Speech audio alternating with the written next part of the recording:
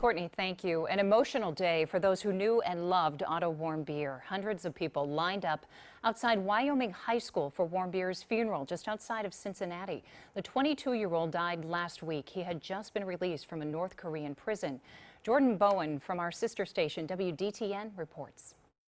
People I spoke with here today say it was a day of mixed emotions, sadness over Warmbier's death, but celebration for his 22 years spent on this earth that touched the lives of so many.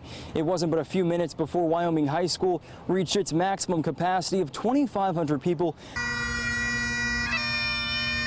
A somber whistling of bagpipes as the casket of 22-year-old Otto Warmbier is placed in a hearse bound for his final resting place. He left his mark on the community and his classmates and the people that he touched. A young and bright soul who was loved by many in this small community of Wyoming, Ohio.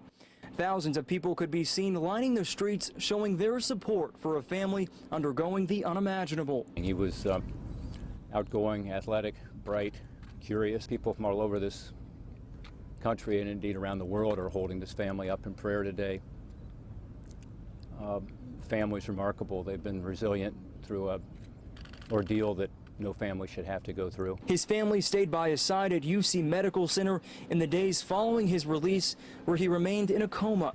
Doctors say Warmbier returned to the U.S. in a state of unresponsive wakefulness. Wyoming resident Deshawn Shapiro says she was touched by Otto Warmbier and has since raised over $10,000 as part of a memorial fund. He was a personality who people noticed because he was beyond his years. Photos provided by the family at Thursday's funeral service show Warmbier's belongings he took with him to North Korea. Pictured here are his passport and the jacket he wore during his taped confession.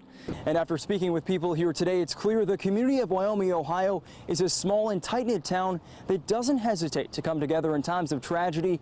And judging by the turnout here today, it's evident Otto Warmbier touched the lives of so many. In Wyoming, Ohio, Jordan Bowen, NBC4. Jordan, thank you. A little history for you on this story. Otto Warmbier left for North Korea with a tour agency. That was back in December of 2015. He was arrested on January 2nd, the last day of that 5-day tour. Then in March, North Korean officials released a video of Warmbier allegedly confessing to trying to steal a propaganda banner from his hotel. He was sentenced to 15 years hard labor later on, and Warmbier is then released from North Korea in a coma. That was just here in June of 2017. Then by the 19th, that is when Otto Warmbier passed away in a Cincinnati hospital.